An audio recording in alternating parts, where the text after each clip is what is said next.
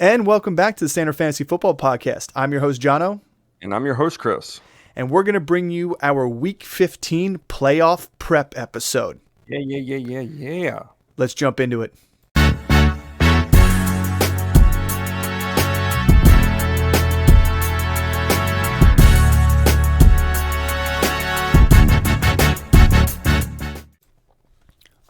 All right, so Week 15 playoff prep. What are we bringing you here? Well, we're going to bring you a lineup of players starting with the quarterback position all the way to your defensive positions to talk about who we like, not just for Week 15, because, Week 15 is important because you can't make 16 or 17 unless you win 15, but we're bringing you who we like in terms of their matchups that you can feel confident plugging into your lineup if you have an injury, if you have a bad matchup, a hole, anything like that you need to fill. We will give you the player to do that. So don't forget to like and subscribe, hit that notification button, and let's start off with these quarterbacks here. I'm so glad you didn't say that we will fill their holes. We will not fill the holes. We'll give you people to fill your holes. You can fill your own holes. All right. How about they fill a hole with Joe Flacco? We're talking about the quarterback position here. Joe Flacco is one of the guys that we like. I mean, he was just named the starter here for the Browns for the remainder of the season. He's shown up 2 games in a row of 20 and 26 points, respectively. He was QB 13 and QB 10. Now, I think last week that 3-touchdown, 300 score is probably around where his ceiling's going to be because his team still likes to run the ball and run the ball hard. But I'll tell you what, 300 yards and 3 touchdowns, I'll take that any day. Let me just stop you right there. As his team likes to run the ball and run the ball hard, right? Well, he's thrown 44 passes 2 weeks ago and 45 passes this past week. All right. Both games were games that they was neck and neck and they were in the whole time. And that's where I think it matters. If we go against Chicago, okay, it could be the same thing. Houston could be the same thing. Yeah. And the Jets, Jets is a tough one. So the only game that I don't like Flacco going forward is if you make it to championship week and he's playing the Jets. Yep. Because the Jets just shut down every quarterback. Although it's a nice revenge game for Joe Flacco. So take that for what you will. Yeah. You're right, though. He had about 90 passes in the past 2 games. So you want volume there. You got it right there. If you don't like him on week 17, I'll give you somebody who is good on week 17, who we don't like in week 15, and that's Desmond Ridder. This guy's been playing pretty good the past couple games. He's been in the top 21 quarterbacks, but last week was QB2. He showed up big for 347 yards and a touchdown. He also ran one in, which he can always do with his legs.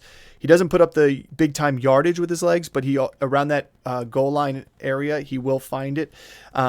He should have had another one, too, that was dropped that was missed. I think he was actually overthrown to Bijan Robinson. So I like him here. He's another good player to put into your lineup because he does play Carolina next week, but he has Indy and Chicago the 2 weeks after. Yeah, say this because we've already mentioned Chicago twice as like teams that we're targeting. I will put a little bit of just a disclaimer on here. Chicago's defense has looked good the last 3 weeks. They're getting after the quarterback. They're figuring it out. And with an offense that it can actually move the football downfield, this is a team that's coming up right now. Their wins don't look it, but they've been playing good defense. I think they've had like 7 turnovers, 8 turnovers since week 10. 3 games. Yeah, since week 10, they have a total of 11 sacks, 3 forced fumbles. Only one of them recovered though, but they have 9 interceptions, and they have only one of those teams was able to get over 300 yards of offense against them. So I will put a little caveat on that too. What are your thoughts on the reemergence of Zach Wilson rest of the season? I'm glad you bring that up because to me, Zach Wilson is a sneaky person to add. Nobody's going to even think about picking him up, but when you look at the lineup he has, he's got Miami on week 15, and he's got Washington week 16. So say you were a Kirk Cousins owner, and then you had Josh Dobbs, and nobody is left out there. Would you rather trust Zach Wilson week 16 against Washington or Derek Carr? And that's a loaded question. It's tough because to me, they're on the same playing field, but you just had a guy go out there and throw 300 yards in the pouring rain and 2 touchdowns against a Houston defense that gives up the yardage, but hasn't really given up those passing touchdowns as of late. But if you can do that against Houston, you should be able to do that against Washington. in my opinion. Well, what I've been kind of saying the whole season is this offensive line stinks. This offensive line played really well yesterday, and they protected Zach Wilson and gave him time. And he made some really good plays too. His escapability has always been there, especially when it's like a one-on-one and he's not getting rushed by three guys. He's not escaping that. He's not pulling a Houdini. But especially on these bootlegs, he's able to get outside the pocket. He had the one fumble, but he's been making good decisions and not throwing interceptions. It's going to be hard for me to trust him in a fantasy matchup. Especially there are other guys out there. There's Jake Browning and Gardner Minshew. Those guys are probably available. The guys that we've already mentioned are probably still available for you if you're struggling at the quarterback position. I'm not starting Zach Wilson over any major quarterback. No, absolutely not. Now, I will say, like, if you're a Patrick Mahomes owner, like, taking a shot on one of these guys, because the way they've been playing, the way he's performing is not where you drafted him. And if you're only getting 14 or 15 points a week from Mahomes, is that good enough to win you a championship? And that's what you got to think about. Is it good enough? So the 5 points matter, the 6 points matter. You know, he always had the ceiling, but I mean, he's any chance his own team has to sabotage him, they take it.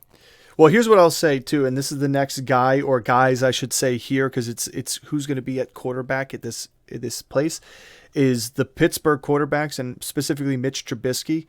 He was QB8 this week. He scored more than Pat Mahomes in a harder matchup than Pat Mahomes, in my opinion, because New England has been shutting down quarterbacks left and right as of recent, and the running game. He threw 35 passes, 22 completions, only 190 yards, so he kept it quick and short, but he had the touchdown. He had a rushing touchdown and 30 yards on the ground himself. I mean, he did it against New England. He has Indianapolis, Cincinnati, and Seattle, 3 teams that give up way more opportunities to the quarterback. If I'm an owner of the wide receivers in this core, I'm happy about it. If you're a Pat Freiermuth owner, I'm happy about it too. And Mitch didn't look half bad. I know he got booed half the time he was on the field until he finally threw a touchdown pass. But I don't think Pittsburgh fans really understood that New England defense has been actually very, very good. I mean, they shut down Herbert and those guys to 6 points, all field goals. So you really got to take a look at the matchup that he had was the toughest one for him to come into. Because the week before, when he came in after the injury with Pickett, he was 11 for 17 for 117 and a touchdown. And so like that's a huge number. You double that up and he goes for over 200 yards, 22 completions, and another touchdown. He could have been a top quarterback that week. So Kenny Pickett I like too, but to me, Mitch looks better than Pickett? ? I mean, it's tough to say, but they've each had one game in the post Matt Canada offense, and you know they lost to New England. They won in their first game with Kenny Pickett, and Kenny Pickett gets hurt. So I don't know if Kenny Pickett comes back. I like Kenny Pickett more than I like Mitch Trubisky. I'm just saying 3 weeks in a row under Pickett, including a easier game against Cincinnati, he didn't have a single touchdown. He's had one touchdown since the bye week before the injury. So I don't like either of them as starting as a fantasy quarterback. But in terms so of I bring up rest. Well, the rest of the offense, in terms of what it does for the rest of the offense, I like Pickett there more than I like Trubisky. Correct. I agree with you. I just think I was impressed with Trubisky. I will say, here's the thing about these guys, him and Wilson and Pickett. This is a 2 quarterback league type of situation. This is your quarterback gets injured and there's nobody else on the waiver wire to absolutely pick up because everybody's gobbling people up. Yeah, Justin Herbert owner, and you got somebody that went out there, and you got people that are blocking you. I mean, like that's what you got to think of. These are deep picks here, but they're worth knowing that they have favorable matchups coming up here, and they've been performing in not so favorable matchups too. I'm going to drop my entire bench and pick up all quarterbacks. It's a bold move, Cotton. Yeah, I'm not going to do that. Let's talk about some running backs here for this Week 15 playoff prep here. Ty Chandler's the obvious one, 29% owned. You got the injury to Madison. We'll see later on this week how bad it is, and if it comes out that it's a high ankle sprain and he's out 3-4 weeks or something like that, won't be sure to drop a short on that. It's not going to be anything amazing for you to know, but we'll give you the details and the timeline for you to know on that one. But Ty Chandler's the one to get there. Like Chris said, the matchups aren't amazing, but the opportunity is there. And that's much more than some of these other guys that we're going to throw out to you. Yeah, I mean, in the 2 weeks that he started when Madison was out early in the season, in week 10 and week 11, he had 10.5 points and 11 points flat. He's looked good. The first game he ran 15 for 45, but he did get in for the touchdown, only a 3-yard average. The second game he ran 10 for 73, had a 7.3 average. In this game, he really struggled against Vegas and in a more favorable matchup for running backs. But the whole offense really did struggle. But he ran 12 Except times. for Madison, honestly. Madison looked good. But I think that this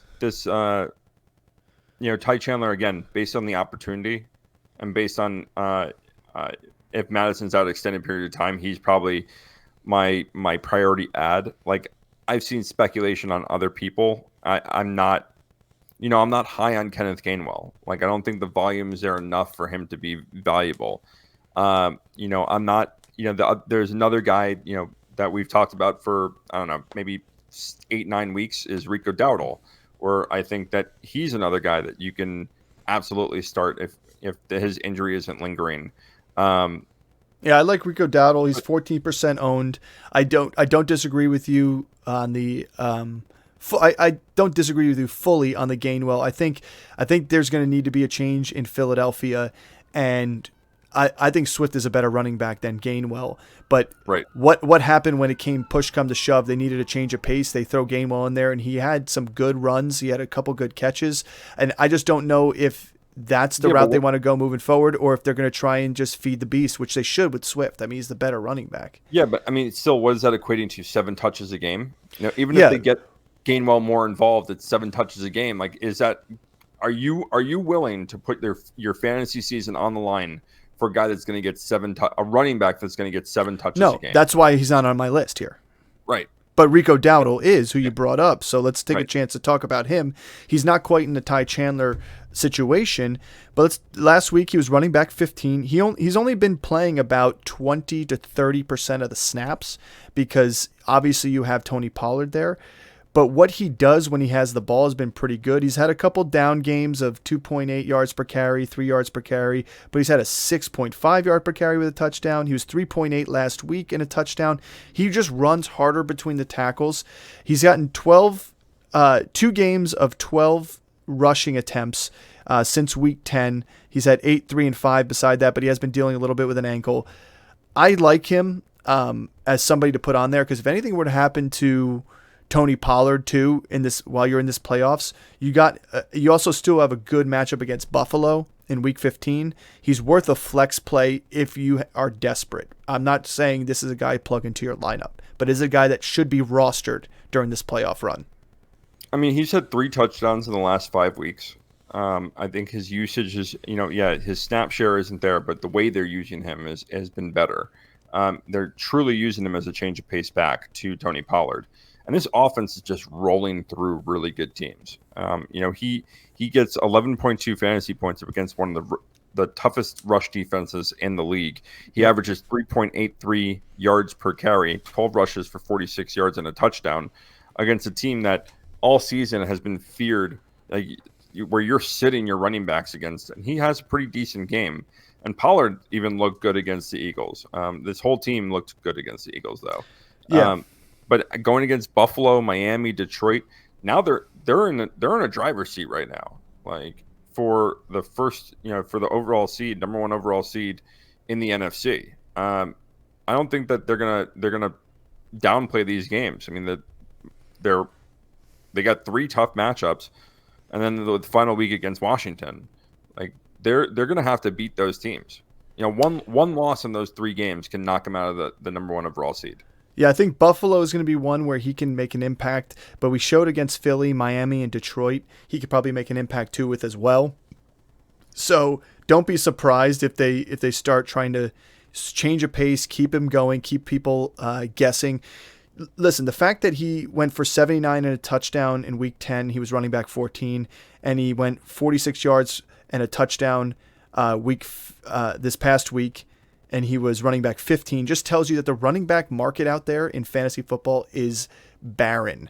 Like he's running back 15 with 46 yards and a touchdown.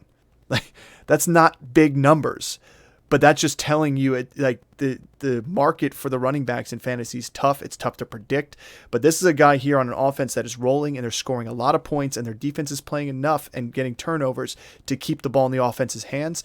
I'd like to have him on my team. And again, like I said, against Buffalo, he's worth a flex play if you're in a situation where you've got somebody who you normally play that's a wide receiver 2 in a really bad matchup versus Rico Dowdle in a good matchup that could get the ball 10 to 12 touches, could do something with it. Well, let me just say this. Like I just mentioned this before you started talking. Is so their next 3 games, their final 4 games to finish out the season are Buffalo, Miami, Detroit, Washington. When I say they need to win out those games, I mean it. Oh, true. It's very true. Philadelphia has Seattle, the Giants, Arizona, the Giants. So if they're in if Dallas loses 1 game and Philly wins out, they're going to take the number 1 seed. And then then the playoffs are going through Philly. You know what scares me too about this Giants team is you just never know. Like they could be a division wrecker for a team like that. You know, they got to play Philadelphia twice at the end of the year. That's recipe for a loss in one of those. But the Cowboys still need to win these games. A tough matchup against Buffalo, who's back against the wall. Miami, who's trying to be top of the conference. And then Detroit, who's trying to just keep themselves in the playoffs. Like Washington's the only one. Yeah, and Washington's the only one that's a trap game for them because they're probably going to be in a must-win situation, try and lead this conference too as well. So I agree with you. Let's move on to a running back here that could be in a 1 or multiple week opportunity, and that's Zamir White. We talked about him in our previous episode when we were talking about the injury report to Josh Jacobs. Well, we'll see what happened with Jacobs' knee or quad or whatever they're calling it here. If it's a multi-week absence, he's probably the guy to get the early down work in an offense that needs to establish the run, and they have because look at the amount of rushing attempts that Jacobs has on a basis. I know there is the concern of maybe they go to the air game a little bit more. I don't think they're going to shy away from that. Don't get me wrong. They have Devontae Adams and they have a good Jacoby Myers. Michael Mayer has been pretty good at tight end. But if they don't establish the run, teams are going to just eat that offense up. They're not good enough to be one-dimensional. They're not good enough to be Kansas City. You know, they're not good enough to be Buffalo, although Buffalo's been running the ball pretty well as of late. You know what I mean? So I think this is where Zamir White gets the opportunity. You have Amir Abdullah there. He's going to eat into snaps with whoever is getting the ball, which, again, I said I believe is going to be Zamir White in the first.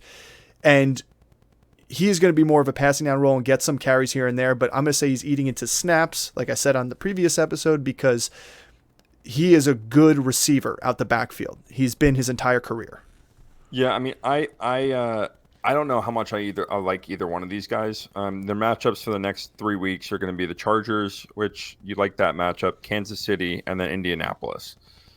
My concern is that Josh Jacobs didn't leave like super late in this game, and neither one of these guys got a ton of work. Zamir White had 2 carries, 8 yards. Amir Abdullah had 3 carries, 16 yards. And for a team, you know, they were in that game. It wasn't like they were behind 2 scores and they needed to throw the ball. I mean, it was a nothing game until the end. Yeah, I just think they struggled to move the ball. Period. That whole game. Yeah, that's what it was. I mean, it was just the Vikings defense showed up big. Yeah, I mean, I agree with you. So sorry, Amir Abdullah had one rush for 12 yards, 2 catches for 7 yards. So he had 19 yards total, 3 touches on it. So, I mean, I don't know how much I like either one of these guys as being a big role player. Like I said in the previous episode, what I do think is going to happen is they're going to rely on Michael Mayer more. They're going to rely on Hunter Renfrow more. They're going to rely on just getting the ball into space and getting to their playmakers who are not at the running back position. Mm-hmm. They're struggling to run the football right now. And that's going to continue with backup running backs that are not Josh Jacobs. So I don't necessarily love either one of these guys. If you're desperate just based on opportunity, they're going to get it more so than a guy like, you know, Keyshawn Vaughn or Kendre Miller, Heck, if you're really desperate, throw Kyle Juszczyk out there because they're going to be dominating teams. So yeah, I just like Zamir White for the early down work, and that's only in a deep league. Like if you're in a deep league and you no longer have a flex, you're a Josh Jacobs owner and you don't have another running back, like look to Ty Chandler if he's available. I even like Rico Dowdle, this week 15 as an opportunity too. But also this guy, Chase Brown, if he's out there, he's only 13% owned in sleeper leagues. If Chase Brown is out there, yes, you can boil it down to one big 50-yard screen pass that he took to the end zone. But this offense is actually moving the ball well, playing well, and he's going to get more opportunities. He had a bunch of rushes. They didn't equate to a ton. Mixon obviously still has a stranglehold on that the running offense, but they keep taking him out. They gave him, I think, 3 screen passes, and 2 of them he crushed, and 1 of them he got hit behind the line of scrimmage. But 2 of them, I think he ran 1 for 50 and a touchdown, another one for another, I think, 30. 15, he ended up with 80 something, 20 yards. So yeah. So he ended up with 80 something yards receiving, another 30 rushing. And this is a guy that in the preseason that I thought was going to be more of an impact player this year based on what he did in college and at Illinois. And, it's finally looking like, the offense is rolling. They're able to get these guys involved a little bit more.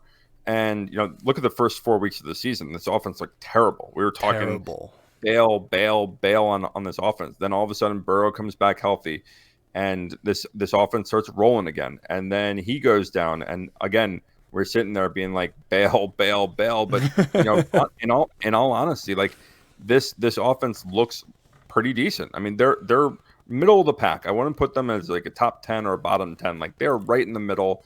They're putting up points, That's what's great. They are middle of the pack, but they're putting up points. Yeah, to me, the Vikings offense compared to this offense looks more like an offense right now. Compared to the Raiders, or you want Zamir White? Yeah, exactly. Let's move on to some wide receivers here. We got probably about 5 guys we put on the list here. Number 1 on this list has been Odell Beckham. He's back on the waivers in our league. He's back on waivers in a lot of people's leagues because you have one down game. He had his injury. People were dropping him. But this Ravens offense is winning ball games. They're putting up points. And I think Zay Flowers is obviously probably going to be the wide receiver 1 for this team, the number 1 target, especially that Andrews is gone. But Odell Beckham Jr. is making a case for a very close wide receiver 2 because he is finding himself getting open often. He's not there in 100% of the snaps, but when he's on the field, he's still such a good, crisp route runner. He gets himself open, especially in zone coverage. He finds the pockets better than anybody else, and he was doing what he did in Los Angeles before the injury when they won the Super Bowl. Well, here's going to be my big argument for Odell Beckham, right? Is that in order for Odell Beckham to be productive in this offense, they need to be in games or they need to be trailing in games. And if they get the lead and they have a 10-point lead, they're going to run the ball, they're going to slow play it, and then it's not going to be this pass-heavy offense. Their next 3 games are Jacksonville, San Francisco, Miami. You don't think they're going to be in those games? Like those aren't blowout wins. And they're tough running. They're tough running defenses. Yeah. So this is a really, really good matchup and final 3 games for a guy like Odell Beckham. Like heck, Rashad Bateman. Nelson Aguilar has been heavily used in this offense as well. So if Odell Beckham is not available, I think Aguilar could be a sneaky play. He's not a priority, but you want a receiver in this offense, considering the next 3 games that they have, they're going to be throwing the ball. Yeah. Well, let's see. I mean, he was before the highest snap percentage he had was week 1 with 92% of the snaps. But besides that, he has been around the 50s. Well, he dropped after week 8 down to 40s and the 30s, but he's still in week 9 until last week. He's been wide receiver 20 or better, except for the game against the Chargers where he left early. And he's had 3 touchdowns in that time of the span. He's had a 100-yard game, a 97-yard game, 50, 40. So, like, the guy's getting opportunities, and they play Jacksonville and San Francisco, 2 games that are favorable for pass catchers. And they plays Miami in a game that they're going to try and be toe-to-toe with those guys in these matchups. I mean, who remembers the Miami game from last year? I mean, do you remember that point total? So I think it's why I have him as a number 1 there to me. The other one we have, they're playing right now. They just kicked off, and in fact, they have the ball currently, and that's Jaden Reed and Romeo Dobbs. Christian Watson obviously is not playing today. He didn't practice really all week at all. And the thing that concerns me about the hamstring with Christian Watson is the type of player he is. He is not like this small, quick route runner. He's an explosive player. He is a downfield speed guy, and those tend to hurt. I mean, look at what happened with Justin Jefferson. Yeah, they tended it to it. And this is a team that can make the playoffs, and why rush back a guy like Watson while you're making a run for the playoffs without him? So I think those two guys are ones that need to be owned, and they're playable on a week-to-week basis. That's the difference here. It's like you can plug them in as your wide receiver 2 or flex. Yeah, and we've talked about both these guys at length over the last couple of weeks. My feelings on these guys haven't changed, right? They're guys that are involved in this offense. Christian Watson, if he's heavily involved in this offense, we've only seen like 1 or 2 games where he has been and actually productive. The other guys have been Romeo Dobbs, who's a high target. He's a high volume in the red zone, and Jaden Reed, who they're just scheming to get open. They love this guy here, especially for this game against the Giants. He's probably going to get a lot of usage with Aaron Jones out again. Yeah, the thing that hurts him is the rushing attempts. They may still kind of do it, but with Aaron Jones coming back, that hurts that in that category. But he's still an explosive wide receiver. Doesn't need the rushing upside for him. It's just more of an upside with him. Let's talk about another guy who's playing tonight too, that I didn't want to put him on my waiver wire options because I didn't love the matchups that he had for this week against Green Bay and next week. But the week 16, week 17 for Jalen Hyatt look a little bit more favorable because you end up playing Philly, who we've seen what they've given up in the air, and then you play the Rams, who have struggled in the secondary the past couple of weeks. And he had his first 100-yard game of his career this past week. You have, Tommy DeVito, Tommy Cutlets out there. So to me, I think it's an opportunity. He's going to push the ball downfield to try and get to Hyatt. It is a riskier play unless you see a little bit more out of him the next couple of games, especially against this Green Bay game tonight. If he shows up, then it may be giving you a little bit more opportunity, but you're not playing him probably until that Philly game where they're going to be trying to air it out a little bit more. Not much to say else about Hyatt, but Chris, tell me a little bit about your thoughts on Parker Washington, because he's had 2 touchdowns in back-to-back games here. Yeah, I know last week in the game against Cleveland, it wasn't extremely productive. He had 3 targets, 2 receptions, 27 yards, but he did score a touchdown. He's slowly becoming more and more used with Christian Kirk hitting the IR and likely being done for the rest of the fantasy playoffs or fantasy season. This is a guy that's going to step up. They love using their slot receiver, and he is their slot receiver. He's evolving more and more every game. Zay Jones and Calvin Ridley, it's kind of an option between them. The other guy in this offense that benefits from Christian Kirk being gone is Evan Ingram. But Parker Washington, he's making good catches. He's running good routes. They're throwing him the football and getting him involved. And on top of that, he's a punt returner and kick returner. So that's a bonus if he ends up returning one of those for a touchdown. And because he's not even needing a target for that. But touchdowns in back-to-back weeks since getting the starting role, it's something you like. And he has Baltimore, which is not a great matchup, but better for slot receivers. Tampa Bay, which is a great matchup for wide receivers. And then Carolina, which has been a really tough defense against just wide receivers and quarterbacks in general, which is tougher. But at that point, Jacksonville might be having to play and win a game. So I just like how Trevor Lawrence is playing though too, and he's spreading the ball around a lot, and he's finding the guy he's comfortable with.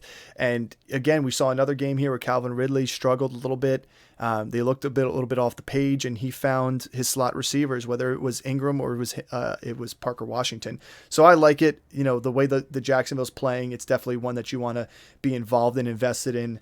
Let's talk about the last one here is Michael Gallup. And this is just purely the fact that you get the wide receiver 3 on this pass-heavy offense that's putting up big points on the board. And he's been targeted plenty by Dak Prescott. He's getting plenty of routes run too as well. Brandon Cooks obviously seems to be the wide receiver 2 there, but I don't know. Gallup is making a case for himself too as well. He's finding himself open in the red zone a lot and being targeted a lot. There were, I think, 2 end zone targets to him last week. He caught one of them, obviously, for a touchdown. But I like him. I think you want a piece of this offense. That's the tough part. I mean, and that's what it comes down to is you want a piece of this offense. And guys like Brandon Cook aren't available. Obviously, CeeDee Lamb is not available. Brandon Cook should have gotten in for a touchdown. He should have had a better week last week. Waddle's hurt. Like literally at the inch line. Waddle's hurt? Yeah, he just got drilled over the middle on his first catch. You jinxed it. I did. Heard it here first, right? Yeah, I mean, like, again, Gallup is a guy, they're playing Buffalo, Miami, Detroit, games where they need to win, tough games for them. They're going to need to throw the ball. Dak's playing great football right now. Why wouldn't you love a receiver that he has rapport with for the last couple seasons? So, again, if you're a Nico Collins owner and you have Justin Jefferson, Nico Collins, and he doesn't go this week, this is a great matchup for him against Buffalo. On the outside, CeeDee Lamb is going to get a lot of the attention from Buffalo's defense. This is a good play this week for him. Mm-hmm. Let's move on to tight ends, and then we'll finalize this whole episode here with you for some good defenses, which we did bring up in our last waiver wire week. But first one is Hunter Henry. He obviously came back with a vengeance this past week with 2 touchdowns. I just think this offense runs better with Bailey Zappi in there, and so I think he's, besides Juju, is the best pass catcher there, and so he's your number 2 guy. If you're in a situation, I mean, Chris, you're in this situation where you just had Dawson Knox come back to a target share at the tight end position in Buffalo. Do you go back to Henry, who's the guy you originally had on your team that you were riding with, because you get somebody who's really, you have Gesicki there, but it's really Hunter Henry's position. Yeah, and there are some factors that played into the fact that he had 2 touchdowns. I mean, he only had 4 targets, he had 3 catches, 40 yards, 2 touchdowns, right? And that's kind of that's going to be his stat line. He's not throwing up 100 yards, he's not throwing up 80 yards. He's going to have low volume, but he's going to be a red zone target. So you got to bank on that. Demario Douglas didn't play. Devonta Parker didn't play. It was Ramondre Stevenson was out, right? Yeah. So there's a lot of weapons for them that were out of that game that led into Hunter Henry being a really good play. And I said it on the start sit that we did that we dropped on Saturday, that I really liked him this week. And I know we've said, he's a start. He's a start, a sleeper. This is a straight start this week because of the other weapons that aren't there. You'd have to follow along and see if Demario Douglas is back, if Devontae Parker is back, if they have other pass catchers available. I don't know how much I like him. Again, Juju had 94 yards in that game and was targeted more downfield, and then Hunter Henry was the benefactor of those touchdowns.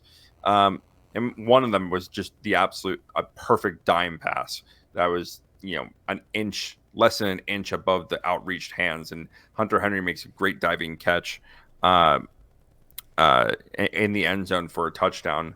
But yeah, there's listen, tight end has been slim pickings this year. So it's take your shot with guys that are going to get volume or guys that are going to get opportunities. And what matchups do you like? This isn't a rest of the season guy that I would like at this point. The tight end position is pretty bare. You're in straight. If you don't have a tight end that you can start every week, you're streaming the rest of the season. Correct. So you're jumping around to the best matchups. Yeah. And there are some guys that have good matchups. I mean, Logan Thomas the next 2 weeks has good matchups. He's playing the Rams and playing the Jets. Yep. Both that have been susceptible to tight ends. I mean, if the Jets get beat anywhere, it's by the tight end. Yep, I agree. Not by the wide receivers. So let's talk about. I mean, Logan Thomas, the Jets tight end himself, Tyler Conklin, is getting plenty of targets, and he has been. We have Jimmy Graham on a list here if Taysom Hill is out for an extended period of time because he found the end zone again. I mean, he's back. We have Jonnu Smith on here because that offense is starting to pass the ball downfield a lot better. And if that's the case, Jonnu Smith is going to get opportunities too. And then Cade Otton, I think, is one of my favorites on our list here. Yeah. I think he's been somebody that's been definitely being looked to by Baker Mayfield on a consistent basis. And he's somebody who's found the end zone when they need him. So I think moving forward, he's somebody that I'd be willing to try and stream. So, yeah. All right, we'll talk about a couple defenses here before we let you guys go. First one is being the Broncos. Broncos and Colts are two defenses we really like here. You got the Broncos facing Detroit, New England, and the Chargers. And now if you look at Detroit, what they just did, plus New England's offense and how they're doing, and then you look at the Chargers without Justin Herbert, you got to think to yourself that those are going to be good matchups for the Broncos. Now they aren't great against the rush, and so Detroit is a little scary. New England maybe with only Zeke, and then the Chargers with Eckler could benefit playing them. But again, they don't give them any points on the board, which is really a big piece of this whole thing. And then when you look at the Colts defense, they've got some favorable matchups coming up for your playoffs. You got Pittsburgh, Atlanta, and Las Vegas. Three teams that are susceptible to getting shut down offensively too as well. Yeah. What are your thoughts on Jacksonville and New Orleans? Are those two that you would be looking to as well? Yeah, I mean, like they're not terrible options there, Jacksonville and New Orleans. Give me one. I mean, Jacksonville Week 15 plays Baltimore, but after that it's Tampa Bay and Carolina. And so that's not bad. And then New Orleans, they've been kind of on people's radar all season. It's just that the offense hasn't been able to do it so well. And they've got the Giants Week 15. They do play the Rams, but then they play Tampa Bay Week 17. So if you're in a situation where you're a Dolphins defensive owner who's been riding them the past couple weeks in great matchups, you may want to look to grab a couple of these defenses to piece together your fantasy playoffs to give you a better opportunity than trying to just go with one of these big defenses that don't necessarily have a favorable matchup. I mean, for example, the Chiefs, I had them for a bit on my squad. I still do, but look what they've done in some unfavorable matchups as of recent. It has not been pairing well for them, and they haven't been the defense to play there. Right. Green Bay Packers, I think, are another one of my favorites. Yeah, I think they're probably top three of my streamable options right now is the Green Bay Packers. Yeah, right now they're playing the Giants tonight, but they play Tampa Bay next week, Carolina, Minnesota. And we don't know what the quarterback situation's like in Minnesota and the running back situation's like there. So you got to like these defenses here. If you have any opinions of your own, feel free to drop them in the chat. Let us know. We'll be happy to go back and forth with you guys. And if you have any questions and thoughts on who you should pick up, or you're kind of debating on how much fab to spend on somebody, we'll be happy to get back to you as soon as possible and let you know our thoughts on all that stuff. So that's the end of our episode. This is our Week 15 player prep. Moving forward for 16 and 17, we're going to be going into more matchup related, a couple little waiver wire, but who our favorite matchups may be so that we can give you the best advice for your fantasy playoffs. As always, thanks for tuning in. We'll see you next time. Win your weeks, baby.